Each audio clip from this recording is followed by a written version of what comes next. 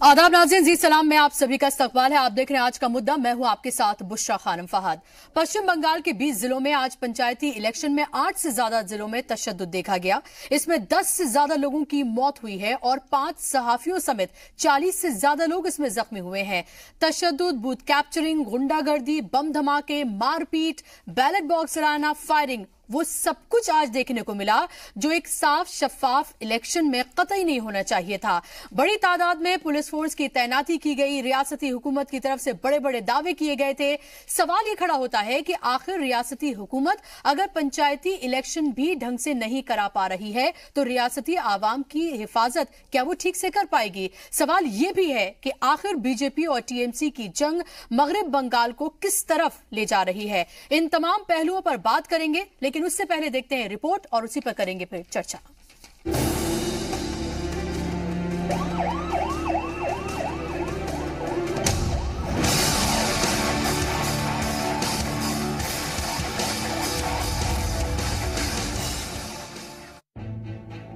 मगरबी बंगाल में पंचायत इलेक्शन लहूलुहान हो गया। तस्वीरें मगरबी बंगाल में पंचायती इंतखाबात के दौरान हुए जबरदस्त तशद्दुद की है। पंचायत इंतखाबात में अलग अलग शहरों में तशद्दुद की तस्वीरें सामने आई। सियासी जमातें एक दूसरे के कारकुनान को तशद्दुद का जिम्मेदार बताने में लगी हुई हैं, लेकिन परेशानी आम शहरियों को हुई। हैरानी की बात तो ये रही कि पुलिस तशद्दुद करने वालों के आगे सरेंडर करती नजर आई। अलग अलग मकामात पर हुई झड़पों में 50 से ज्यादा लोग जख्मी बताए जा रहे हैं, जबकि करीब 10 लोगों के मारे जाने की खबर मिल रही है। बिलकांडा में भाजपा हामी राजू बिश्वास पर चाकू से हमला हुआ, उनका अस्पताल में इलाज चल रहा है। इधर कई मकामात पर शरपसंद अनासिर लोगों को वोट डालने जाने से रोकते दिखाई दिए, तो कई मकामात पर बूथ कैप्चरिंग तक के इल्जामात लगे। मुशीराबाद में टीएमसी और बीजेपी के कारकुनान के बीच हुए झगड़े के बाद बैलेट पेपर तालाब में फेंक दिए गए, तो शिकारपुर गांव में राजगंज ब्लॉक के तेतुल्टा प्राइमरी स्कूल में बैलेट बॉक्स में आग लगा दी गई। इधर कूच बिहार में ममता सरकार के मंत्री रविंद्रनाथ घोष पर पोलिंग बूथ पर भाजपा हामी को थप्पड़ मारने का भी इल्जाम लगा।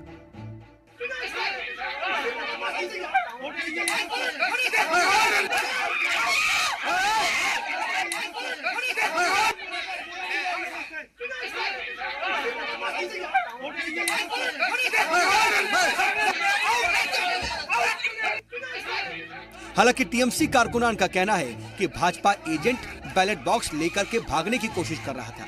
रविंद्रनाथ घोष ने भी सफाई दी कि ये बीजेपी हामी बैलेट बॉक्स लेकर भाग रहा था।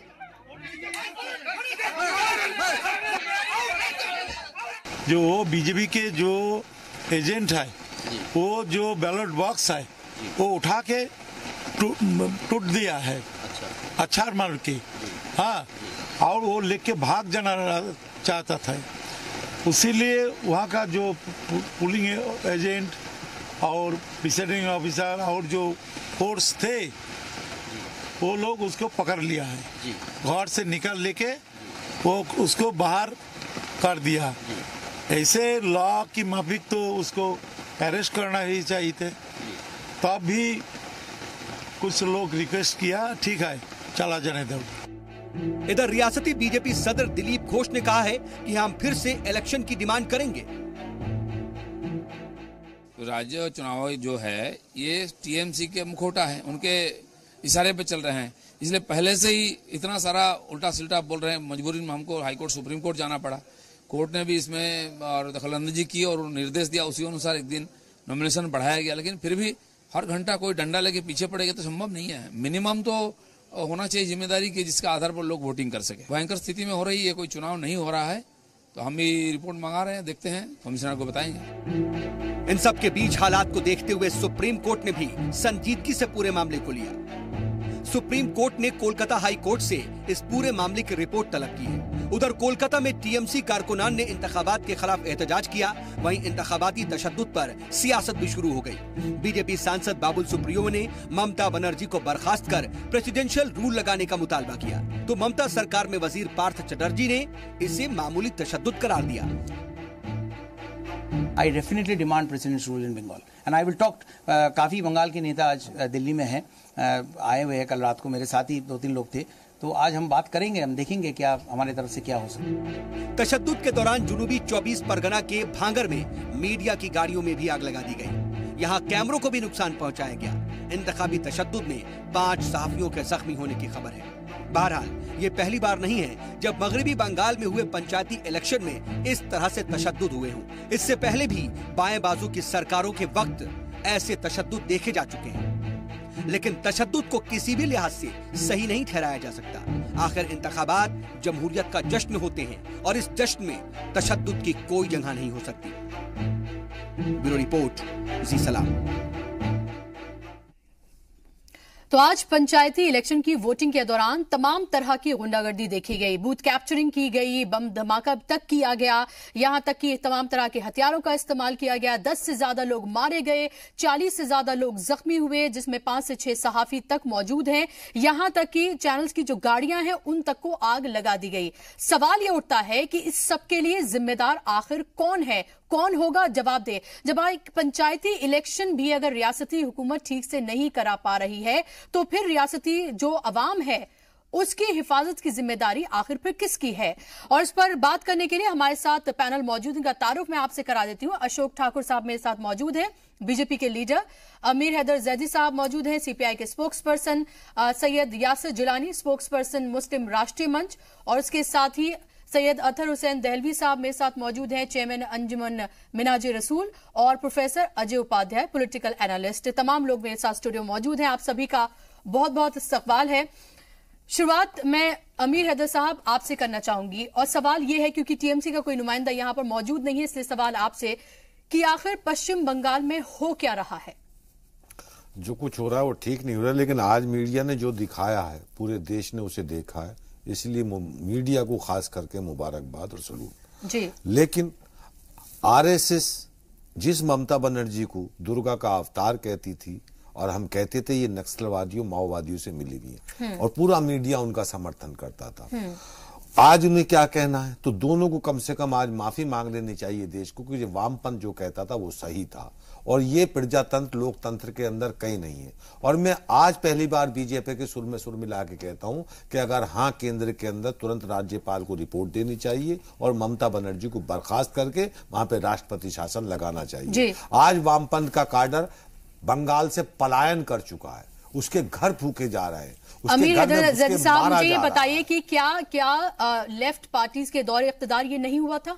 देखिए, लेफ्ट पार्टी के दौरे इख्तिदार में नहीं हुआ था, उस वक्त भी ममता ही कर रही थी माओवादियों नक्सलवादियों से। तो फिर आपकी हुकूमत क्या कर रही थी? क्योंकि जो भी रियासत का हेड है उसकी जिम्मेदारी है, उसकी जिम्मेदारी है कि सब कुछ ठीक रहे, चाहे वो इलेक्शन हो या इलेक्शन नहीं हो। स्टेट में हर चीज की जिम्मेदारी उसकी होती है। तो जब आपकी हुकूमत थी तब भी ऐसा हुआ था? उस वक्त उसे उल्टा करके दिखाया जाता था। ममता के नक्सलवादी माओवादी चेहरे को जो वो हमारे ऊपर अटैक कर रही थी उसे लेफ्ट के गले में बताया जाता था कि लेफ्ट का है, जबकि लेफ्ट में ऐसा नहीं था। जब ममता बनर्जी मोटरसाइकिल में बैठ के पूरे बंगाल में घूमती थी, और जो ममता बनर्जी के आज लोग टीवी के ऊपर बयान देते घूम रहे हैं ना पूरे चैनलों के ऊपर, तब ऐसा होता तो ये कहीं नाले में पड़े हुए होते। आज हालत ये हो गई कि वहां से लेफ्ट का पूरा कार्यकर्ता पलायन कर चुका है, अंडरग्राउंड है, अपने आप को वो नहीं कह सकता कि मैं लेफ्ट का या कम्युनिस्ट पार्टी का मेंबर हूं, क्योंकि उसके घर चला दिया जाता है। ये बताइए कि बीजेपी का इल्जाम यह है कि दरअसल बीजेपी के जो कारकुनान हैं उनको मारा जा रहा है,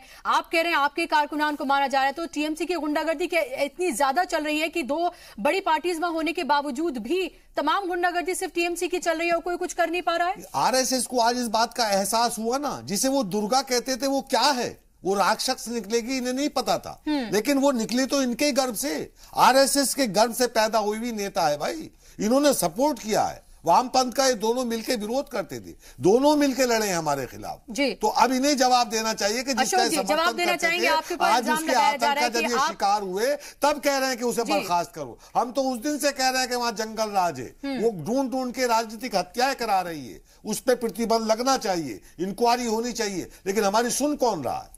अशोक जी, हम सब इस बात को अच्छी तरह से जानते हैं कि जो 35 साल कम्युनिस्टों ने किया उसी भाषा में ममता बनर्जी अब आज उनको जवाब दे रही है। और मैं जहाँ तक समझता हूँ कि जब कम्युनिस्टों का राज था उसमें जब मेरा बंगाल जाना हुआ एज ए गवर्नमेंट सर्वेंट में वहां गया था जी। तब मैंने वहां पर जो हालात देखे थे, थानों के अंदर पुलिस की वर्दी में, आधी अधूरी वर्दी में जो है कम्युनिस्टों के जो गुंडे हैं वो थानों के अंदर होते थे। आज वही हाल ममता बनर्जी का है। ममता बनर्जी ने एक कदम आगे बढ़कर जो है आज पुलिस एक ममता बनर्जी के कैडर की तरह वहां काम कर रहा है, अर्थात वो उनके पार्टी के वर्कर की तरह वहां पर काम कर रहा है। और इतना हालात वहां पर खराब है, ये जो मीडिया में आ रहा है ये तो छट कर खबरें आ रही हैं, लेकिन इससे भी बदतर है। इल्जाम तो अशोक जी आप लोगों के ऊपर भी है, बीजेपी के ऊपर भी है। ऐसा नहीं है कि सिर्फ टीएमसी के ही कारकुनान एक तरफा वो सब कुछ कर रहे हैं, दूसरी तरफ से भी हो रहा है, दूसरी तरफ से भी उसी तरह से ही तमाम तरह की हिंसा की जा रही है। मैं आपको बता देता हूं, मैं खुद एक बार जब रामपुर हाट एक कोऑपरेटिव बैंक के मामले में मुझे जाना हुआ था और लखपुर में एक मेरी सभा थी, तो वहां पर ममता बनर्जी के ही 2 पार्टी के गुट आपस में बम फेंक रहे थे और वहां से हमें निकलना मुश्किल हो गया और पुलिस प्रोटेक्शन में बाहर आना पड़ा। मेरा कहना है कि वहां ममता बनर्जी के आपस में गुट भी जो है वहां पर बमबारी करते हैं। मुझे लगता है ये जिस तरह से वहां पर बांग्लादेशियों को और रोहिंग्या को बसाया गया है, ये बड़े स्तर पर अब हिंसा देखिए अब आप दूसरी तरह की सियासत यहाँ शुरू कर रहे हैं। आप फिर से मजहब की बात, फिर से रोहिंग्या बांग्लादेशी, वही मुद्दा आप बार बार जो सब जगह लेकर आया जाता है, वही मुद्दा आप लेकर आ रहे हैं। यहाँ मजहब की बात नहीं कह रहा हूँ मैं बांग्लादेशी और रोहिंग्या कह रहा हूँ जो विदेशी है, वो देश के नहीं है। इनका उद्देश्य वहाँ शांति स्थापित न करना, हमारा कहना यह है दंगा फैलाना। अतर हुसैन रेलवी साहब, क्या आपको ये लग रहा है कि ये 2019 का दरअसल सेमीफाइनल है जो आज हमें देखने को वहां पर मिला है? क्योंकि जिन तमाम जिलों में इलेक्शन हुए दरअसल वहीं से 40 से 42 सीटें जो है लोकसभा की आनी है, तो क्या आपको लग रहा है कि ये दरअसल 2019 का सेमीफाइनल है जो आज हमें देखने को मिला है और इससे ज्यादा हालत खराब होती हुई हम देखेंगे आइंदा इलेक्शन में? नहीं, अभी तो अगर इनका मसला ये कि ममता के खिलाफ बता दूं कि 2019 में ममता 2019 में ममता अगर ये ममता के खिलाफ बोलेंगे तो उनसे गठबंधन नहीं हो सकता। मैं आपको बता दूं ये अभी ममता को गाली दे रहे हैं, लेकिन 2019 में ममता और कांग्रेस के साथ मिलकर कम्युनिस्ट वहां पर चुनाव लड़ेंगे, आपके सामने लड़ेंगे। जू के लेफ्ट फ्रंट अब ये ममता इनकी पास हो जाएगी, फासिज्म के खिलाफ डटकर खड़ी है। तो आप ये कह रहे हैं अशोक जी कि हम बीजेपी के साथ मिलकर कुछ करना चाहते हैं, जब वो झूठ साबित हो गया तो अब ये नया इन्होंने षड्यंत्र रखा कि आओ दोनों मिलकर वामपंथियों का खात्मा करते हैं। जवाब दे दीजिए के खिलाफ जी, हाईना में जवाब दे दीजिए मुझे, उसको वो कुछ आप मुझे बता दीजिए 2019 में अगर किसी भी तरह की कोई सिचुएशन बनती है या आगे आने वाले वक्त में, तो आप कभी भी टीएमसी के साथ खड़े हुए नहीं नजर आएंगे? फ्यूचर में तो आप कर चुके हैं इस तरह से। मैं आपको भविष्य का बता रहा हूं, 2019 में ये कम्युनिस्ट और ममता और कांग्रेस ये तीनों वहां पर साथ भाजपा के खिलाफ। आप मेरे सवाल का हां ना जवाब, चलिए दोनों का चरित्र वहां नजर आ रहा है। हम थाली के चट्टे बट्टे नहीं है। आप ममता को दुर्गा का अवतार कहते थे, आप ममता को दुर्गा का अवतार कहते थे या नहीं कहते थे? आपने मिलके वहां कम्युनिस्ट पार्टी के लोगों की हत्या करने का आप काम कर रहे हैं। एक मिनट, अतर हुसैन दहलवी आपने ये भी इल्जाम लगाया, आपसे सवाल पूछा था, आपने जवाब नहीं पाया। हम साहब बीजेपी के साथ खड़े, फला जिले में खड़े, जब हमने उसके ऊपर कहा कि सवाल का जवाब लेने दीजिए। बीजेपी के साथ नहीं जा सकते किसी भी कीमत पे, चलिए, और ममता के साथ जा सकते। प्रोफेसर उपाध्याय यहाँ बैठे हैं, बाकी सब पॉलिटिकल अपनी अपनी बात करेंगे। वो आपको बताएंगे कि 18वीं सदी से बंगाल का जो पॉलिटिकल यानी सियासी वातावरण रहा है जी, उसमें तशद्दुद एक बुनियादी अंसर है हमेशा से। बंगाल की तकसीम उसी तशद्दुद को लेकर हुई और उस तशद्दुद के अंदर मजहबी मुनाफरात के साथ साथ इलाक़ात और मुख्तलिफ मौज़ूआत हमेशा शामिल रहे और हावी रहे हैं। दिलचस्प बात यह है कि इस वक्त बीजेपी और हमारे सीपीआईएम एक दूसरे को, कम्युनिस्ट एक दूसरे को मुर्द इल्जाम ठहरा रहे हैं, लेकिन हमें नहीं भूलना चाहिए तारीख अपने आप को कभी नहीं भुलाती। 1989 का जो इंतखाब हुआ था, रामू वामू यानी राष्ट्रीय मोर्चा और वाम मोर्चा ने बीजेपी के साथ मिलकर रामलीला मैदान के अंदर अडवाणी जी का हाथ एक तरफ था, दूसरी तरफ जो ज्योति बसु थे। ये भी सच्चाई है, सरकारें सबने बनाई हैं। और इस पंचायती अमित भाई फिर बोल लीजिए, इसी पंचायती आप उस घटना को मैं जब आप बोले भ्रष्टाचार आप इतना बोले तो पूरे विपक्ष ने ऐसा अगर पूरी आप ही को डिबेट करनी है तो आप कर लीजिए। अमित साहब बोले लीजिए, चलिए अमित साहब आपके पास में लौटूंगी, आपके पास में लौटूंगी, सुन तो लीजिए अमित साहब मैं आपके पास लौटूंगी, सुन लीजिए। दूसरे में सुन लीजिए अमित साहब एक बात सुन लीजिए फिर मैं आपके पास लौटूंगी। दूसरी ये सब जानते हैं हैं कि इस चुनाव के अंदर जो बल्दियाती चुनाव हो रहे हैं, जो कारपोरेशन के चुनाव, पंचायती चुनाव हो रहे हैं, इसके अंदर टेलीग्राफ ने लगातार 3 दिन लिखा, और टेलीग्राफ एंटी बीजेपी अखबार कहा जाता है। ये सब जानते हैं कि कम्युनिस्ट पार्टियां और बीजेपी ने मिल के अंडरस्टैंडिंग के साथ बंगाल में चुनाव लड़ा, ये भी एक सच्चाई है। तीसरी और आखिरी बात सुन लीजिए, आप सुन लीजिए, जवाब दीजिएगा ना, हर बात में आप बोलेंगे, फिर एंकर की तो जरूरत नहीं है। हमारा खुद बयान उसके ऊपर आया है, अगर हमारे किसी कार्यकर्ता ने बीजेपी के साथ समझौता किया है तो हम उसे बाहर निकाल देंगे। चलिए अमित साहब, उनको अपनी बात रखने दीजिए, फिर मैं आपके पास लौट रही हूँ। चलिए, पीटीआई के हवाले से अखबार आई और उसके बाद सारे टीवी चैनल ने उसे बदल के पूरा इंटरव्यू आप ही कर लीजिए। चलिए जी, आप अपनी बात रखिए। तीसरी और आखिरी बात, तीसरी, एक मिनट, मैं आपके पास लौट रही हूँ। तीसरी और आखिरी बात, जो कुछ बंगाल में हुआ इंतहाई शर्मनाक है, जमहूरियत का कत्ल है। 35 साल जो होता रहा वो भी शर्मनाक था, अब जो हुआ वो भी शर्मनाक है। ममता बनर्जी सेकुलर हो, कम्युनिस्ट सेकुलर हो या आरएसएस राष्ट्रवादी हो, ये अलग मुद्दा है, लेकिन हर मुद्दे पे आप बोलेंगे ना, फिर कोई नहीं बोलता। आमिर साहब, मुझे ये बताइए कि यही नहीं, ये बताइए, बता दिया आपने, जरा इनको इतिहास तो बताऊं। 37 साल तक ये चुप नहीं होंगे, ये सिर्फ झूठ बोलते हैं, झूठ के अलावा कुछ नहीं बोलते। नहीं, जरा 1978 का इतिहास उठा के अपना देख लीजिए। रक्त रंजित राजनीति करने के लिए आप लोग जाने जाते हैं। आप माओवादियों के साथ आपने हाथ मिलाया। अरे माओवादियों नहीं मालूम है आपको, नहीं मालूम है, अरे नहीं मालूम है, और किस हैसियत से आप बात कर रहे हैं? पहले ये बताइए कि आप सीपीआई के रिप्रेजेंटेटिव हैं या आप सामाजिक कारकुन हैं? आपके पास है नहीं कुछ। इस तरह देखिए, पार्टियों की हत्या कर रहे हैं आरएसएस और आपका जो रक्त रंजित इतिहास है उसमें यासिर साहब, चलिए, नहीं देखिए, ये यहाँ पर ये इस तरह का यहाँ का अखाड़ा आपको मालूम नहीं, चलिए यहाँ पर अखाड़ा ना बनाया जाए। किस हैसियत से सीपीआई की हैसियत से बात करें? यासिर साहब, अमीर साहब, यासिर साहब, एक मिनट जी, खत्म हो चुका है, चलिए, वो खत्म हो चुका है, और यही वजह है कि वो वहाँ पर तीसरे नंबर पर है, बीजेपी वहाँ दूसरे नंबर पर आ चुकी है। जी, मेरी बात पूरी करने, फिर यासर जी बोल रहे। देखिए, आप हर मुद्दे पे आप सैदर साहब बोलेंगे, चलिए आपने बात रखें। मेरी अंतिम बात यह है कि जो कुछ हुआ जमहूरियत के लिए शर्मनाक है। हम बार बार एक बार कहते हैं, केरला के अंदर क्या संघ के कार्यकर्ताओं के साथ हो, अगरतला में कांग्रेसियों के साथ हो रहा हो, या इस वक्त कम्युनिस्टों के साथ हो रहा हो, या टीडीपी कार्यकर्ताओं के साथ दूसरों हो रहा हो, ये जमहूरियत के लिए खतरा है। बैठ के बात ये होनी चाहिए थी कि कहीं भी ऐसा हमको उसकी निंदा करनी चाहिए, लेकिन ये कहना इस वक्त अमीर हैदर जैदी साहब का इस वक्त ज्यादा वो करना, देखिए ये सच्चाई की बात है कि बंगाल 2019 के चुनाव की पूरी तैयारी में है, और उसके अंदर ममता बनर्जी भी एक बड़ा फैक्टर है। इसलिए आप अपनी जमीन सब तलाश कर रहे हैं। आज वामपंथ वहां कहीं है नहीं, इसीलिए इनको भी ये कुछ भी कह दें, लेकिन तो आतंकवाद में तो ये थोड़ी, आपने भी तो भरपूर सारे जमीन तलाशी। सवाल जब बन जाता है मौलाना, केरल को आप कोट करते हैं, लेकिन वहां ये नहीं कहते कि वहां पर उसका भी कंडम करता हूँ, मैं करता हूँ। आरएसएस के कार्यकर्ता की हत्या होती है तो उसका मैं आपको आरएसएस के अलावा कुछ सूझता नहीं, मैं आरएसएस के कार्यकर्ता की हत्या हो या वामपंथ के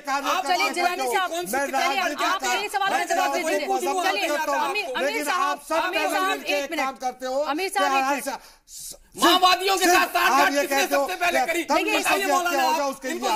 चलिए, अगर इसी तरह से डिबेट रही तो मुझे लगता कि हम जो मुद्दा है उस पर कोई बात कर पाएंगे सीरियस है। जिलानी साहब, मुझे बता दीजिए कि क्या वहां पर सिर्फ एक तरफा लड़ाई हो रही है? क्या वहां पर बीजेपी के जो कार्यकर्ता हैं, जो कारकुनान हैं, क्या वो टीएमसी के कारकर्ताओं को, कारकुनान को नहीं मार रहे हैं? क्या ये सिर्फ एक तरफा है? भारत का सर्वोच्च न्यायालय अगर किसी रियासत के अंदर सबसे छोटे इकाई के चुनाव में मदाखलत अगर करता है, रिपोर्ट मांगता है, तो इससे बड़ी निंदनीय घटना उस राज्य जिलानी साहब, वो तो ये भी पूछे जाना चाहिए कि भारतीय जनता पार्टी के 4 कैंडिडेट को चाकुओं से मारा गया, ये कौन सा राज्य है? ये कौन सी सभ्यता में ममता बनर्जी अपनी हुकूमत चला रहे हैं? आप मुझे बताइए कि एक तरफ अगर एक टीएमसी का कोई कारकुनान मारा जाता है तो हम दूसरे दिन देखते हैं कि बीजेपी का कोई मरा हुआ है, तो ये तो इसी तरह की नहीं। देखिए, ये तो देखिए आंकड़े मौजूद हैं, अशोक जी, आंकड़े मौजूद हैं।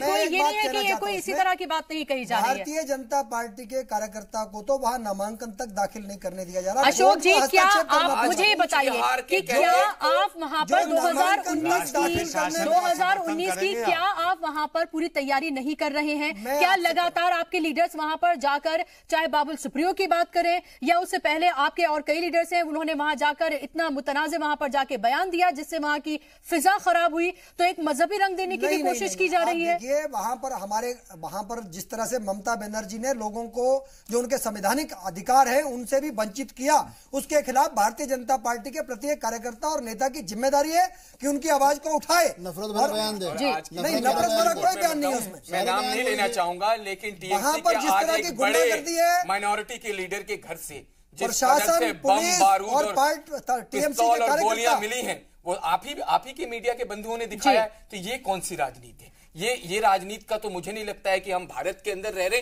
या सीरिया और फिलिस्तीन पहुंच गए। आप बताइए, बेहतर होगा कि इस तरह के कंपैरिजन ना किए जाएं। अजय उपाध्याय जी, आप मुझे बताइए, आप एक सियासी तज्जियाकार हैं, पॉलिटिकल एनालिस्ट हैं, आप ही बताइए कि जो फिलहाल बंगाल में हो रहा है, क्या सिर्फ कौन नंबर 1 कौन नंबर 2 पर रहेगा? क्या उसकी लड़ाई की वजह से तमाम जो अवाम है उसकी सिक्योरिटी को स्टेक पे लगाया जा रहा है? उसके बावजूद भी आप देखें उन लोगों की हिम्मत की 70% से ज्यादा लोग बाहर निकलकर उन्होंने वोटिंग की है, 70% से ज्यादा। देखिए, पश्चिम बंगाल की पूरी जो यदि आप सांस्कृतिक और सामाजिक इतिहास को देखेंगे, जैसा कि अवतार साहब भी बता रहे थे, तो निश्चित तौर पे वो एक अनोखा प्रदेश है, पूरब का एक तरह से उदय करता है भारत के लिए। और वैसे राज्य में जहां से टैगोर साहब से लेकर के और बहुत सारी सांस्कृतिक आंदोलन चली थी, वहां उस राज्य में कम से कम हिंसा के लिए कोई जगह नहीं होनी चाहिए थी। चाहे कोई भी करता है, कड़ी निंदनीय है, चाहे वो किसी भी पार्टी के नुमाइंदे इस बात को कर रहे हो, क्योंकि जो लोकतांत्रिक पद्धति है उसमें हिंसा कहीं भी जायज नहीं है। लेकिन बात यह है कि हिंसा कौन कर रहा है और कौन नहीं कर रहा है, इस पर यहां डिबेट हो रहा है और आपस में हम लड़ने में लगे हुए हैं।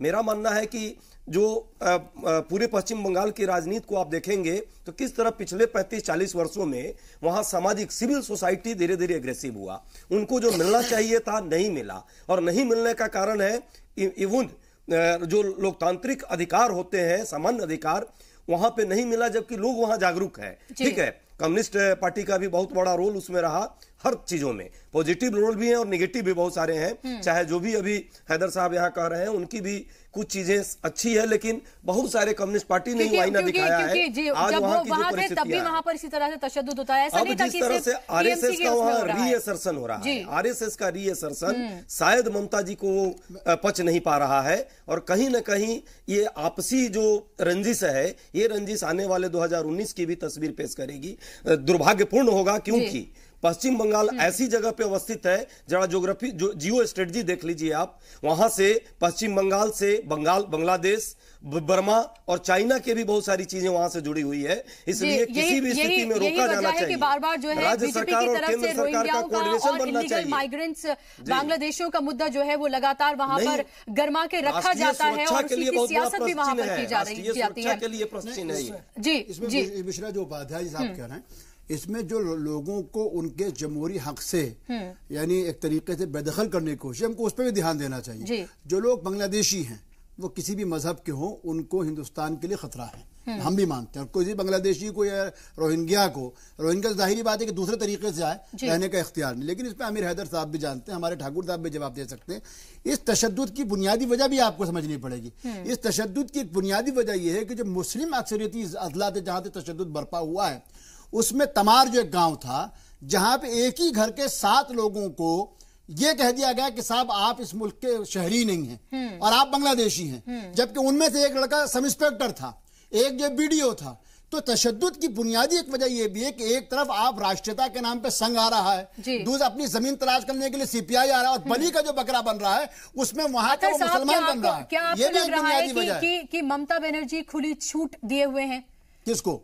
जो भी उनके कार्यकर्ता हैं, जो भी उनके कारकुनान हैं। मैंने क्या कहा, क्या संघ के कार्यकर्ताओं की हत्या केरला में हो या टीएमसी के जरिए जो है हमारे कम्युनिस्टों की हो या बीजेपी कारकुनान की हो, अपने आप में इंतहा गलत तरीका। लेकिन मैं एक बात संघ, यहाँ पे संघ के कोई हमारे यासिर बैठे में एक बात पूछ सकता हूँ, ये बताए बाबू सुप्रिया का जो बयान था, ये तथागत राय जो गवर्नर है इस वक्त त्रिपुरा के, आप उनके ट्वीट पढ़ लीजिए, यानी आग में तेल डालने वाला नहीं है, बल्कि किसी जिंदा व्यक्ति के ऊपर आप जो कछार करें और उसके बाद के वो उफना करें, ये भी कहीं ना कहीं जिम्मेदारियां हैं।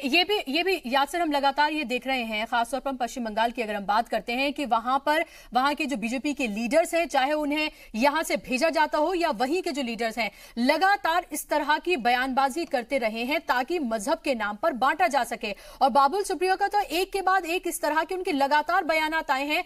लगा ऐसा रहा है कि जैसे 2000 ये बल्दियाती इंतखाबात नहीं बल्कि लोकसभा या असेंबली इलेक्शन हो, इसको इतना बड़ा बना दिया गया है जिस हिसाब से आज हमने तशद्दुद देखा है वहां पर। हम लोग नहीं, इसमें मेरे को एक बात कहनी है जी। आप ये देखिए कि ममता बनर्जी की जो फ्रस्ट्रेशन है वो कहाँ है। वहां पर भारतीय जनता पार्टी का जिस तरह से जनाधार बढ़ रहा है उससे वो परेशान है जी। और वो येन क्रेन प्रकेंड जैसे भी हो सकता है वो किसी तरह से भी सत्ता को अपने हाथ में कैप्चर करना चाहती है। आज आप भारतीय जनता पार्टी के कार्यकर्ता की हालात देखिए कि उसको टीएमसी के कार्यकर्ता, प्रशासन और पुलिस तीनों के संगठित होकर उनके सामने खड़ा होने के लिए संघर्ष करना पड़ रहा है और उनको लगातार मारा जा रहा है। वहां लोकतंत्र नाम की कोई चीज नहीं है, नामांकन कर नहीं सकते, हाई कोर्ट सुप्रीम कोर्ट को इंटरफेयर करना पड़ रहा है। तो मुझे ऐसा लगता है कि बंगाल के हालात जो है वो बहुत बदतर है, जितने हमको देखने में आ रहे हैं उससे भी ज्यादा बदतर है। वहां के कार्यकर्ताओं से आप बात करेंगे तब आपको ध्यान में आएगा कि वहां लोकतंत्र नाम की कोई चीज नहीं है। और ममता बनर्जी जिस तरह से अपीजमेंट पर आगे बढ़ रही है उन्होंने सारी हदें उसको पार कर दी।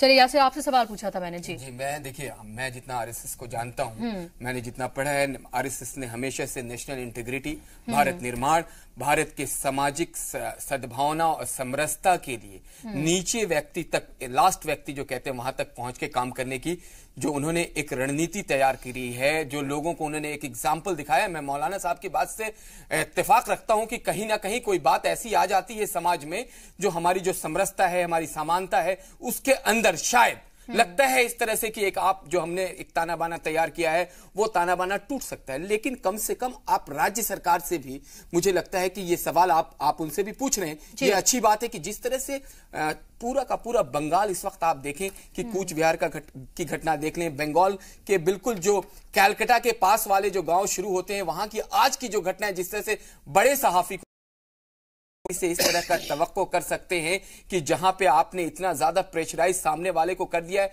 तो उसका रिएक्शन तो आएगा ना। और फिर जो विरासत बंगाल को मिली है, जो कम्युनिस्ट पार्टियों ने रक्त रंजित, मैं बार बार कह रहा हूं, जो राजनीति की शुरुआत बंगाल को दिया, और रक्त रंजित राजनीति में बार बार इसलिए कहता हूं कि सबसे पहले अगर कहीं से इस तरह की चीजें, बूथ लूटना, हत्या होनी, बमबारी करनी, आपकी बात से अग्री किया जा सकता है, लेकिन उसके बावजूद भी 35 साल उन्होंने वहां पर राज किया। अगर रशिया और चाइना में बारिश होती थी तो ये इसी कोलकाता के स्ट्रीट में और यहाँ के आईटीओ वाले स्ट्रीट में ये छाता लेके खड़े हो जाते थे। तो ये उस सोच के लोग, ये उस सोच के लोग, जस्टिफाई किया जा सकता है कि बाकी लोग जो कर रहे हैं ये सही है। नहीं, लेकिन देखिए अभी भी आज 2018 में भी घटनाएं, 2018 में भी घटनाएं लगातार टीएमसी यहाँ पे लेफ्ट पार्टीज को कटघरे में खड़ा करना और फिर कटघरे में खड़ा करना और बीजेपी को दूध का दूल्हा बताना, ये भी गलत बात है। ये भी गलत बात है। जो भी गलत कर रहा है उसकी उतनी ही मजम्मत होनी चाहिए। अजय उपाध्याय जी, आपके पास मैं लौटूं क्योंकि फिलहाल वक्त यहाँ ब्रेक का हो गया है। यहाँ पर एक बहुत छोटे से ब्रेक के लिए जल्द हाजिर हो रहे हैं।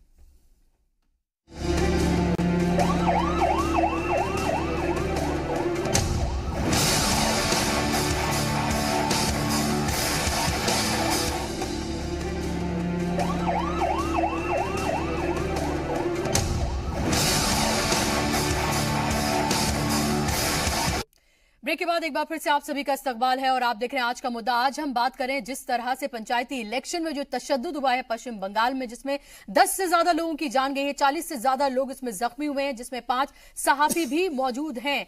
तो सवाल ये उठता है कि आखिर पश्चिम बंगाल की सियासत या पश्चिम बंगाल कहां जा रहा है, दीदी इसको कहां लेकर जा रही हैं? अमीर हैदर जैदी साहब, आप ये बताइए, 35 साल आपने वहां पर राज किया, तब भी हमने तशद्दुद वहां पर देखा था।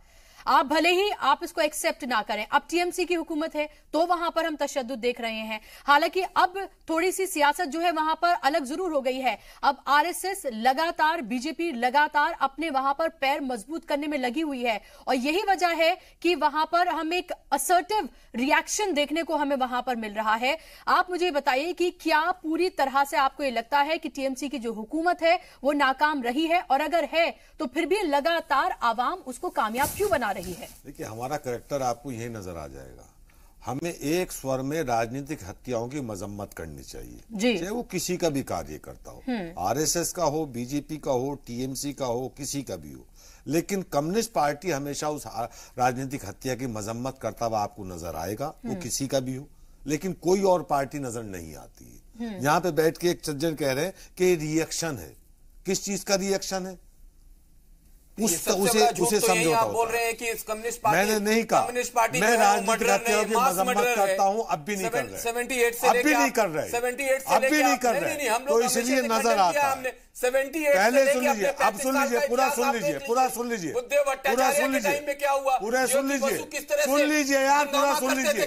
37 साल में एक दंगा नजर नहीं आ सकता। बात करें आप, इसीलिए तो सन 2017 से इतने दंगे पूरे मुल्क में हुए, देश की आजादी में इतना दंगा आज तक नहीं हुआ जितना मोदी हुकूमत में सन 2017 में पूरे मुल्क में। लेकिन नहीं बोल सकते, नहीं बुशरा जी पहले एक सुन लीजिए, पहले एक झूठी न्यूज प्रसारित कराई जाती है बंगाल के अंदर, शेख साहब कम्युनिस्टों का बीजेपी के साथ अलायंस हो गया, दोनों मिलकर चुनाव लड़ रहे हैं। जब उसका रिएक्शन आ जाता है, उसका खंडन आ जाता है और ये कहा जाता है कि मामूली से मामूली कार्यकर्ता भी अगर हमारा बीजेपी के साथ होगा हम उसे बर्दाश्त नहीं करते, हम फासिज्म ताकतों का कभी समर्थन नहीं करते, ना उनके साथ चुनाव लड़ सकते। तो अब नया फार्मूला आया। अरे हम ये पूछना चाहते हैं, जो देविका दुर्गा का अवतार थी वो आज कैसे राक्षस हो गई, उसके लिए माफी मांगोगे? 37 साल में एक दंगा नहीं हुआ बंगाल में, और जब से ममता बनर्जी आई है लाइन से दंगे हो गए। वहां पे अल्पसंख्यकों के घर जलाए जाते हैं और जलाने वाले ये होते हैं, जलाने वाले ये होते हैं, जलवाने वाले ममता होती है। लेकिन दोनों मिलकर पूरा कुश्ती कर रहे हैं और कम्युनिस्ट लोगों की हत्या करने का काम, लाखों लोगों की और वहाँ के अल्पसंख्यक समुदाय को आपके पास लाखों लोगों की हत्या के लिए जिम्मेदार और उनको राजनीतिक दुश्मनों को चुन चुन कर मारने वाला लेनिन, एक बता दीजिए, लेनिन जिनका आदर्श है, साल में वो कहते हैं कि हम शांति प्रिय हैं, केरला के अंदर हत्या कराते हैं, बंगाल के अंदर हत्या कराते हैं, राजनीतिक हत्याओं के अशोक साहब मुझे बताइए, तो बीजेपी की हुकूमत है, आप मुझे बताइए, एक मिनट अमीर साहब सवाल बताइए, एक मिनट आप यहाँ पर, आप एक मिनट अशोक साहब मुझे बताइए, आप मुझे अशोक साहब, अमीर साहब एक मिनट, राजनीतिक दंगा हुआ जी, मैं आपके पास आ रही हूँ अथर साहब। अशोक साहब मुझे बताइए, तो आपकी जहां जहां जिस रियासत में आपकी हुकूमत है वहां कभी कोई दंगा नहीं हुआ? मेरे यहाँ दंगा नहीं हुआ। नहीं, इतिहास की ही बात कर रही हूँ, तो आपसे पूछ रही हूँ। अभी औरंगाबाद का ले लीजिए आप, अभी औरंगाबाद से ले लीजिए आप यूपी का एग्जाम्पल ले लीजिए आप, गुजरात का एग्जाम्पल ले लीजिए आप मुझे बताइए, जहाँ जहाँ जिस रियासत में आपकी हुकूमत रही है वहाँ पर दंगे हुए हैं। मैं जवाब दे रहा हूँ जी, बताइए। आप ऐसा कीजिए, एक दिन इसी चैनल पर डिबेट रखिए, 1947 से लेकर 2018 तक इस देश के अंदर जितने दंगे हुए हैं उसको हम डिबेट करेंगे। तो क्या ये बताइए कंपटीशन हो रहा है? ये बताइए कंपटीशन हो रहा है? कंपटीशन है अशोक साहब कि किसके रहते हुए कितने दंगे ज्यादा हुए, किसके दंगे ज्यादा हुए? देखिए, दूध का धुला हुआ कोई भी नहीं है, दूध का धुला हुआ कोई भी नहीं है, तो बेहतर ये होगा कि उस तरह से अपनी बातों को न रखा जाए। जी अथर साहब जी, जब से हमारी 1947 से लेकर 2018 हो गया, कांग्रेस के शासन में कितने दंगे हुए, कितने लाख लोग मारे गए, और भाजपा के टाइम में कहीं दंगा हुआ तो आप बताना। बंगाल तक कोई नहीं पहुंचेगी, ऐसा है। एक मिनट अशोक साहब बात रख लीजिए। मैं समझता हूँ कि मैं तो सिर्फ प्रोफेसर उपाध्याय साहब को इसलिए खिताब कर रहा हूँ कि मैं भी किसी पार्टी से जुड़ा, वो भी नहीं है। इसमें एक बड़ी दिलचस्प बात है, देखिए सियासत हर कोई करना जानता है। जो भारतीय जनता पार्टी गुजरात में, यूपी में, महाराष्ट्र में कहीं पर जिसने किसी एक मुसलमान को बल्दिया से लेके पार्लियामेंट तक टिकट नहीं दिया था। उसने 830 टिकट दिए हैं। दूसरे, आपको मालूम है इस पर हंगामा क्यों नहीं करती बीजेपी ज्यादा? करना भी नहीं चाहिए, वरना तो अभी तक तो जो है सारे जो है हमारे जितने भी जो है और संघ के अलावा जो और सब सड़कों पे होती। इसमें मारने वाले भी और मरने वाले सारे मुस्लिम कारकुनान हैं, क्योंकि झगड़ा इस बात को लेके हुआ है कि भाई तू बीजेपी में गया क्यों? यानी मुनाफरत जो है वो सियासत है, आप समझिए। इसलिए जो आज यहाँ बैठ के हाथ ताप रहे हैं हमारे यासर भाई हो रही है, इनमें जितने भी लोगों को चाकू लग रहे हैं, इसलिए इनको कोई नहीं, इनको तो अपनी जमीन तैयार करनी थी। नहीं, आप सुन लो फिर, याद देखो मैं बड़े साल हमारे जो है हो रहे हैं, इन्होंने भी ये वहां पर यही करा था। मैं आपको छोटा सा उदाहरण देता हूँ। 1998 के अंदर मैं एक जगह आसनसोल, इलेक्शन का जमाना था, मुझको मालूम नहीं, मैं एक तकरीर के लिए गया हुआ था। आप कह रहे क्या होता था? दंगे नहीं होते थे, ऐसा होते थे जंग होती है। जिस मंडप पे हम बैठे हुए थे तकरीर करने, जहां हमको जाना था मजहबी चलते में, उपाध्याय साहब मालूम है पूरा मंडप ही बम से उड़ गया था। इसलिए 37 साल उनके हों या 4 साल मोदी जी के हों या ममता जी के हों, सब हम्माम के अंदर बहना है, किसी को कुछ कहने की जरूरत नहीं है। आप मुझे बताइए, हमारे इतने राज्यों में औरंगाबाद में हुआ जनाब, वही तो मैं कह रही हूँ। अशोक साहब नहीं, पुलिस भी साथ में थी, उसका वीडियो भी सामने आया, हालांकि उसकी तस्दीक नहीं हो पाई है, इसलिए मैं कोट नहीं कर रही हूँ। लेकिन अशोक साहब, लगातार हम ये देख रहे हैं, चाहे हम यूपी की बात करें, कहीं पर भी बात करें, लगातार इस तरह के जो कम्युनल राइट्स हैं वो हमने सब जगह देखे हैं। और ये इस बात का कॉम्पिटिशन नहीं होना चाहिए कि बीजेपी के दौरे इख्तिदार ज्यादा हुए हैं कि कांग्रेस के दौरे इख्तिदार ज्यादा हुए हैं। दूध का दूल्हा कोई भी नहीं है। अजय उपाध्याय जी, मेरा सवाल यह है कि लगातार हम जिस तरह से तशद्दुद देख रहे हैं, हिंसा जो हम देख रहे हैं वेस्ट बंगाल में, उसके बावजूद भी लोग अगर इतनी बड़ी तादाद में बाहर आकर वोट कर रहे हैं, लगातार ममता बनर्जी वहां पर पसंद की जा रही हैं, तो इसकी कोई तो वजह होगी। 2 मुख्य कारण है। पहला तो है कि जो भी वेस्ट बंगाल की राजनीति है वो बहुत ही डीप रूटेड है। वहां वर्कर पॉलिटिक्स शुरू से रही है। ट्रेडिशनल राजनीति से हट करके ट्रेड यूनियन की पॉलिटिक्स लोग करते हैं। तो वो लोग हर चुनाव में राजनीतिक पार्टिसिपेशन में, सहभागिता में सबसे बड़ा रोल उनका होता है।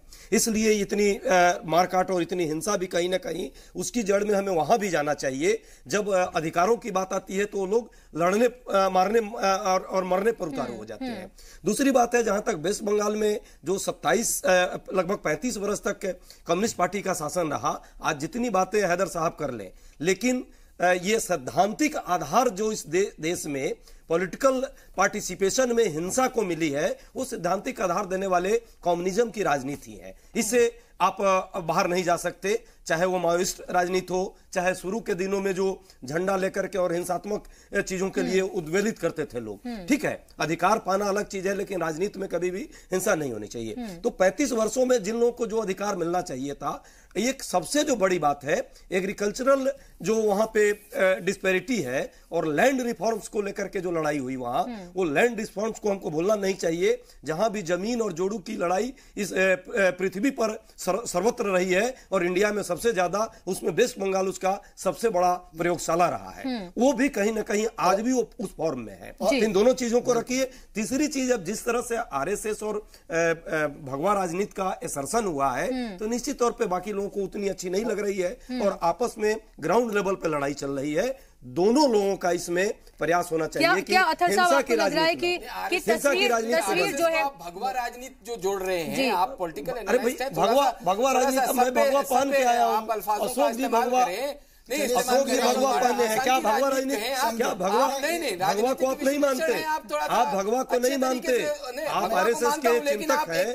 क्या भगवा इस देश का है, आप भगवा को क्लेम करते हैं। कुछ और लोगों ने जोड़ा था ना भाई, कोई केसरिया करता है, कोई केसरिया लेता है, कोई मीना लेता है, कोई हरा लेता है। सवाल आपसे ये है, क्या आरएसएस और बीजेपी जिस तरह से अपने आप को वेस्ट बंगाल में असर्ट कर रही है, लगातार हम ये देख रहे हैं, और लगातार ये भी हम देख रहे हैं कि जो लेफ्ट पार्टीज हैं वो लगभग तीसरे नंबर पर आ गई हैं। अब लड़ाई जो है सीधे तौर पर बीजेपी वर्सेस टीएमसी होती हुई नजर आ रही है। हालांकि टीएमसी अभी भी बहुत आगे है। क्या आपको लग रहा है कि उसी सियासत की वजह से हम इतना ज्यादा तशद्दुद इतने छोटे से इलेक्शन में हम ये देख रहे हैं, और आगे आने वाले वक्त में 2019 के लोकसभा इंतखाबात की बात करें तो ये एक तरह से उस पॉलिटिक्स का गढ़ होने जा रहा है? देखिए बुशरा, मैं 3 चीजें बहुत इख्तिसार के साथ कहूंगा। पहली चीज तो ये कि जब यूथ कांग्रेस लीडर के तौर पे ममता बनर्जी का वहां तुलू हुआ और जो सियासत शुरू करी, तो कांग्रेस की समझती थी कि वो कांग्रेस का चेहरा है। ममता अपने आप में खुद चेहरा थी।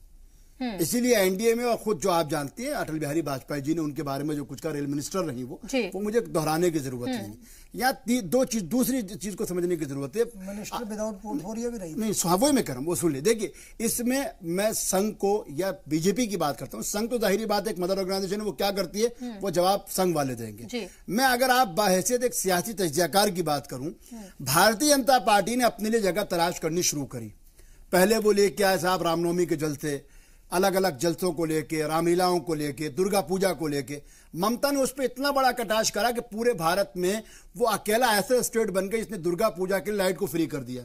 जीएसटी से सारी पूजाओं और जितनी भी रैलियां होती थी हिंदुओं की उनको कर दिया। बीजेपी यहां घबरा गई, जिसको समझी एक चीज को।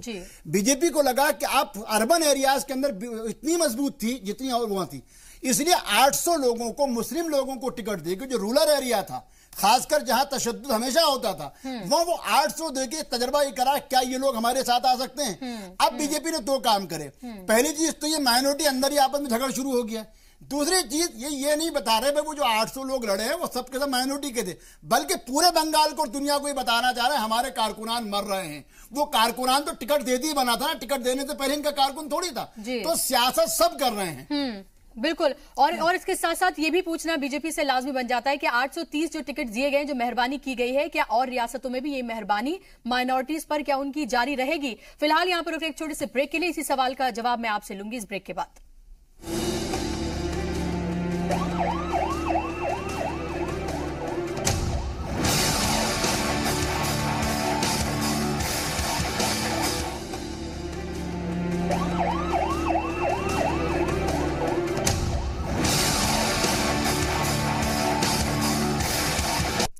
ब्रेक के बाद एक बार फिर से आप सभी का इस्तकबाल है और लगातार आज का मुद्दा में हम बात करें जिस तरह से वेस्ट बंगाल में आज इलेक्शन के दौरान जो तशद्दुद देखने को मिला है उस पर किस तरह से सियासत भी अब हो रही है।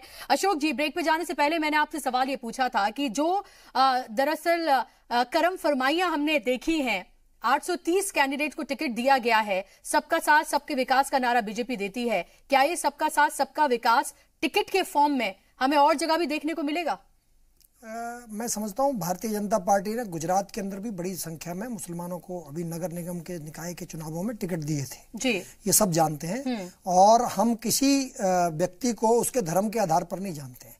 पार्टी में काम करते हुए कार्यकर्ता और जीतने की अगर उसकी क्षमता है तो हम उस आधार पर टिकट देने का काम करते हैं। हम किसी को हिंदू, मुसलमान, सिख, ईसाई ये देखकर जातीय आधार पर नहीं देते। जातीय आधार की राजनीति कांग्रेस की राजनीति। असेंबली इलेक्शन में कोई भी आपको एक भी मुस्लिम चेहरा आपको इतना काबिल नहीं मिला कि आप उसको टिकट दे पाए? मैं बता रहा हूँ आपको, दुर्भाग्य देश का ये है कि पिछले 60-65 सालों से, 70 सालों से जो है वो मुसलमानों को बरगलाया जाता रहा जी। अब मुसलमान जो है वो व्यवहारिक रूप से जब सरकार ने काम करना शुरू किया तो आज जिस तरह से उज्ज्वला का कनेक्शन मुस्लिम बहनों को, भाइयों को मिले, एक मिनट सुन लीजिए, जिस तरह से डेवलपमेंट हो रहा है देश के अंदर। अशोक जी, तो मुसलमानों, देखिए पॉलिटिकल स्पीच में बाद में हो जाएगी आपकी, आप पहले उसका सवाल का जवाब दे दीजिए जी। जो जमीन के स्तर पर मुसलमानों को मोदी सरकार के बेनिफिट्स मिलने शुरू हुए, जो भी योजनाएं सरकार की जा रही है, उससे एक व्यवहारिक परिवर्तन मुसलमानों को समझना। दूसरी बात, देश की तरक्की के लिए शांति बहुत जरूरी है और भारतीय जनता पार्टी का सांसद जहां जहां भी है वहां पर दंगा, फसाद, हुड़दंग, इन चीजों को कोई स्थान नहीं है। और हर अगर इस तरह की कोई प्रयास भी करता है तो सख्ती से अशोक जी, सवाल ये उठता है कि मतलब तमाम तथ्य सामने होने के बावजूद, तमाम चीजें सामने होने के बावजूद भी आप ऐसे किस तरह से कह पाते हैं कि जहां जहां बीजेपी के एमपीज हैं वहां कभी कोई कम्युनल राइट ही नहीं हुआ, कभी इस तरह का कोई तनाव देखने को नहीं मिला? क्या एक लिस्ट जारी करके बताया जाए कि कहां पर क्या क्या हुआ है? बिल्कुल, मैं दावे के साथ कह सकता हूं कि जिस तरह के दंगे कांग्रेस के टाइम में प्रायोजित होते थे और वो हजारों लाखों की संख्या में हुए और लगभग 5 से 10 लाख लोग उसमें मरे। आप उसके भाजपा के किसी भी शासन में एक आप गुजरात का वो 2002 का उदाहरण बार बार सब उसका ढोल पीटते हैं, अगर उसको आप अलग रख दें और उसमें भी गुजरात के अंदर हमारी सरकार होते हुए लोगों को सजा मिली और आपके सामने ये तो ऐसा ही हुआ कि तुम्हारा बुरा मेरे बुरे से ज्यादा अच्छा, ये तो उसी तरह का नहीं, ये तो बिल्कुल उसी तरह की बात हुई। ऐसा लग रहा है जैसे कम्युनल राइट्स करने में जो है वो एक कंपटीशन चल रहा है बीजेपी मैं एक सच्चाई बोल रहा हूँ। कांग्रेस के शासन में देश के अंदर जितने भी दंगे हुए, हजारों दंगे हुए, एक भी दंगे में किसी को सजा मिली हो तो आपने मेरे सवाल का जवाब अभी तक नहीं दिया। दंगे में सजा मिली नहीं, देखिए 1984 का भी हमने देखा, मनमोहन सिंह जब वजीर आजम थे उन्होंने पार्लियामेंट में माफी मांगी थी, लेकिन अभी तक भी हमने वजीर आजम नरेंद्र मोदी को माफी मांगते हुए नहीं देखा है। आप 1984 या मुजफ्फरपुर या कहीं के दंगे उठाकर देख लिए, पूरा इतिहास। मेरठ में कत्लेआम कराया गया था इनके मुख्यमंत्री, कांग्रेस के मुख्यमंत्री के द्वारा, मुसलमानों का। ये बैठे हैं साहब, ये बता देंगे सारी बात। एक भी आदमी को सजा मिली हो आज तक तो आप बता दीजिए। केवल भारतीय जनता पार्टी की सरकार गुजरात में थी और लोगों को सजा मिली दंगों के, और इस बात को कोई डिनाई नहीं कर सकता। चलिए अभी दंगों पे डिस्कशन हम ये कर रहे हैं। अथर साहब मुझे बताइए, चलिए हम बात यहाँ पर ममता बनर्जी की कर रहे हैं, क्या बीजेपी को ममता बनर्जी से डर लगता है? क्योंकि ममता बनर्जी की अगर हम बात की जाए तो ममता बनर्जी न सिर्फ स्टेट की बल्कि एक नेशनल लीडर के तौर पर भी जानी जाती हैं। चाहे मोर्चा उनका कामयाब रहा हो ना रहा हो, लेकिन वो तमाम लीडर्स को अपने साथ जोड़ने की वो बात करती हैं, और एक ऐसी लीडर हैं जो जिसने लेफ्ट पार्टी से टक्कर ली, और वो तमाम तरह के एग्जाम्पल मौजूद हैं किस तरह से उन्होंने अपने आप को खड़ा किया। तो क्या आपको लगता है कि ममता बनर्जी से बीजेपी को डर लगता है? नहीं, बीजेपी को नहीं, ममता बनर्जी को बीजेपी से डर नहीं, उल्टा देखने को मिल रहा है। ममता बनर्जी को, चलिए सवाल का जवाब दे दीजिए, आप अपना जवाब दे दीजिएगा। जैसे जमीन खोती जा रही है वो फ्रस्ट्रेशन में सब कर रहे हैं। लग ऐसा नहीं रहा है, लग ऐसा नहीं रहा है। पूछ रहा है ऐसा बहुत, चूंकि और लोगों को बोलना है, इख्तिसार के साथ एक बात कहूं। जैसे एक जमाने में नरेंद्र मोदी जी ने गुजरात के वजीर आला रहते हुए, उपाध्याय साहब इस पे ज्यादा रोशनी डाल देंगे, इन्वेस्टर्स को, इंटरनेशनल कंपनीज को गुजरात में अपनी तरफ मधु करो, और इसलिए गुजरात मॉडल बन के आ गए। आज बीजेपी उसी मॉडल का मुकाबला नहीं कर पा रही है। आपको मालूम है कि वो अकेला स्टेट है जो पूरे इंडिया में सबसे ज्यादा इंटरनेशनल इन्वेस्टमेंट उसी के यहाँ हो रहा है। जितनी बड़ी कंपनियां हैं, गुजरात से 16 से ज्यादा बड़ी कंपनियां जो हैं वो बंगाल पहुंच चुकी हैं। हमारा कहना यह है, हम उनके तशद्दुद की सियासत की हिमायत नहीं कर रहे हैं, लेकिन तशद्दुद का जवाब तशद्दुद भी नहीं हो सकता है, एक चीज। दूसरी चीज, किसी भी समाज को साथ मिलाने के लिए जरूरत इस बात की कि आप उसको पॉलिटिकल एम्पावरमेंट दीजिए, उसको अपने साथ मिलाने की कोशिश कीजिए। मैं बहैसियत मुसलमान नहीं बल्कि अक़लियत के तौर पर कहता हूँ, ये सरकार तो ऐसी है कि चलिए हमको तो बहैसियत मुसलमान इस पर खुशी है कि साहब हमारे एक वजीर जो है वो अक़लियती कैबिनेट दर्जे के वजीर हैं, लेकिन 4 साल हो गए, हम इस बारे में हमारी भी गलती है। हम में से कोई ये नहीं बता पा, हिंदुस्तान की तारीख में पहली मर्तबा ऐसा हुआ है कि जब कोई क्रिश्चियन, जब कोई सिख, हालांकि सिख तो खुद इन्हीं की पार्टी बंगाल से जीत के आए हुए हैं, दार्जिलिंग से, ऐसे सालूवालिया, जिनको आज तक कैबिनेट रैंक का मिनिस्टर नहीं बनाया गया। तो अक़लियतों के तय ये कितने ज्यादा वफादार हैं, क्या कुछ करते हैं, इनको बताना है। और ये पूरी जो आग है, ये सियासी आग है, जिसमें अभी कई बीजेपी या कम्युनिस्ट पार्टियां वहां खड़ी हुई नजर नहीं आ रही हैं, और ये तशद्दुद और बढ़ सकता है। अब मरकज और ये मिलकर क्या करते हैं, इसमें बड़ी बात होगी। बिल्कुल। और अभी जो है होम मिनिस्ट्री की तरफ से रिपोर्ट भी मांगी गई है। सवाल ये उठता है अजय उपाध्याय जी, क्या सिर्फ होम मिनिस्ट्री से जब रिपोर्ट मांगी जाती है तो इसके पीछे भी एक सियासत नजर आती है कि क्या सिर्फ उन्हीं स्टेट में अगर इस तरह का तशद्दुद हो या कम्युनल राइट्स हो या इसी तरह की जब घटनाएं होती हैं, तो जो जहां पर बीजेपी की हुकूमत नहीं है, सिर्फ वहीं से ही रिपोर्ट इस तरह की क्यों मांगी जाती है? नहीं, देखिए, ये तो संवैधानिक दायरा है और संविधान के अंतर्गत ही ये मांगी जा रही है। निश्चित तौर पे इस तरह की यदि हिंसा, चुनावी हिंसा इस व्यापक स्तर पर हुई है, ग्रामीण स्तर पर, तो इसकी कहीं ना कहीं केंद्र सरकार को भी अपनी जिम्मेवारी उठानी पड़ेगी और कुछ ना कुछ उन्हें करना है। लेकिन सच्चाई जो है, वेस्ट बंगाल में जो इतनी चर्चाएं हमने अभी सुनी और इतने दिनों से देख रहे हैं, क्या पश्चिम बंगाल क्या हिंसात्मक राजनीति को कभी प्रश्रय देता था? विगत कुछ वर्षों में इस तरह की राजनीति क्यों इतनी आगे आई है? कम्युनिज्म के खत्म होने के बाद, ज्योति बसु के हटने से धीरे धीरे जो परिस्थितियां बदलती गई, और जिस तरह से एक फाइटर, एक एक्टिव वर्कर के तौर पे उभर करके वहां पे कार्यकर्ताओं का नेता उभर करके ममता बनर्जी आई, तो ना तो कम्युनिस्ट पार्टी के लोगों को अच्छा लग रहा है, मुझे लगता है बाकी पार्टियों को भी अच्छा नहीं लग रहा है, इंक्लूडिंग सभी पार्टियां उसमें है। और वो अपनी वजूद, अपनी बल पर, अपने लोगों के बल पर इतना विश्वास जीत करके आना ममता बनर्जी का, इसको कहीं ना कहीं सांप्रदायिक रंग देकर के उस सियासत की राजनीति आगे बढ़ाई जा रही है। और केंद्र सरकार की बात हो या राज्य सरकार की बात हो, हिंसा तो किसी दोनों का दायित्व बनता है कि इसको रोका जाए। हिंसात्मक राजनीति डेमोक्रेसी में, प्रजातंत्र में कहीं से भी जायज नहीं। कि ममता बनर्जी इस पूरे मामले पर आखिर क्या कहती हैं, जिस तरह से वहां तशद्दुद हुआ है, क्योंकि जिम्मेदारी उनकी थी कि स्टेट में सिक्योरिटी के इंतजाम बिल्कुल सही रहे। अगर सिक्योरिटी के तमाम इंतजाम किए गए थे, तो आखिर फिर किस तरह से वहां इतने बड़े पैमाने पर हिंसा तशद्दुद देखने को मिला है। लेकिन अशोक जी, फिर भी मेरा सवाल आपसे यह है कि ममता बनर्जी जितनी स्ट्रांग लीडर हैं, चाहे कितने भी दावे किए जाएं बीजेपी की तरफ से कि वहां पर वो बढ़ रही है और उनके करीब आ रही है, यानी कि नंबर 2 की पार्टी बन गई है, लेकिन नंबर 1 और नंबर 2 में अभी भी बहुत बड़ा गैप है। तो क्या आपको डर लगता है ममता बनर्जी से? नहीं, उसका गैप का एक ही कारण है कि हम एक तरफ खड़े हैं और एक तरफ प्रशासन, पुलिस और ममता बनर्जी की पूरी पार्टी और कम्युनिस्ट और कांग्रेस, ये 5 लोग हमारे सामने खड़े हैं। तो अब आप हमारा मुकाबला, अच्छा, आप ये कह रहे हैं कि ममता बनर्जी के साथ कम्युनिस्ट भी खड़े हैं? हाँ, बिल्कुल खड़े हैं। वो सारे कम्युनिस्ट अभी ममता बनर्जी के साथ ही चले गए हैं। इनके तो कम्युनिस्ट पार्टी के पास तो वर्कर नहीं बचे। ये तो अजीब, वो तो स्वीकार कर रहे हैं चैनल पर बैठकर कि हमारे वर्कर तो भाग गए। मेरा कहना यह है कि कम्युनिस्ट तो लगभग बंगाल से सिमट चुके हैं और वो पूरा कैडर ट्रांसफर हो गया ममता के पास। लेकिन अब ममता जो है वो बांग्लादेशी और शरणार्थियों के सारे जी रही है और वहां का लोकल मुसलमान भी अब भाजपा के साथ आ गया है। इस बात का जो फ्रस्ट्रेशन है वो आज ममता जो है वहां गुंडागर्दी के रूप में, तो आपको ये लग रहा है कि एक स्टेट में हुकूमत ममता बनर्जी ने दरअसल इलीगल इमिग्रेंट्स, रोहिंग्याओं के बलबूते वहां पर बनाए हैं, मुसलमान भी उनसे चले गए हैं, सब कुछ चले गए हैं। तो आप ये कह रहे हैं कि वेस्ट बंगाल के लोग जो हैं दरअसल जिन्होंने वोट दिया है और उनको वहां का चीफ मिनिस्टर बनाया है, उन्होंने दरअसल वोट ही नहीं दिया, या फिर जिन्होंने वोट दिया वो गुंडे थे। एक हफ्ता पहले से लोगों को धमकाया जा रहा है कि अगर इलेक्शन वाले दिन आपने वोट दे भी दिया, किस तरह का लॉजिक दे रहे हैं अशोक साहब? किस तरह का लॉजिक दे रहे हैं? पुलिस चली जाएगी उसके बाद लॉजिक दे रहे हैं?